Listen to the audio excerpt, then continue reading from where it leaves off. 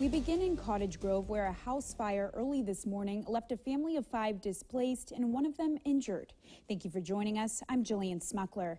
Officials say the fire started in the kitchen and caused severe damage to that home. And KZI 9 News reporter Emma Withrow explains all the details in tonight's top story.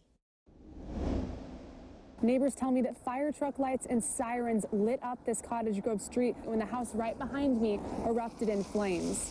The division chief of South Lane Fire told me that fire officials have been investigating the cause of the fire and concluded that it started from an extension cord plugged into the kitchen that was being used to run an appliance. First arriving units found heavy fire coming from the kitchen of the home, and the home had been evacuated. The residents had left. But after evacuating the house, Chris Moore, one of the homeowners, as well as the father of 3 daughters, went back inside. The girls were upset because their cats were still inside, and the dad tried to go get the cat, and he ended up slicing himself really good on the glass.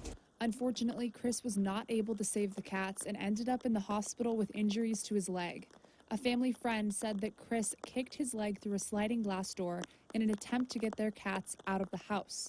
The glass ended up cutting through his muscle, tendons, and an artery.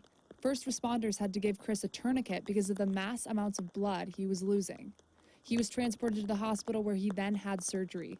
His wife, Cindy, says he'll be out of work for a while for recovery. Officials tell me that the external structure of the house is still intact, but the internal structure is severely damaged. And coming up at 6, we're going to hear from a friend of the family whose house erupted in flames. Reporting in Cottage Grove, I'm Emma Withrow, KEZI 9 News.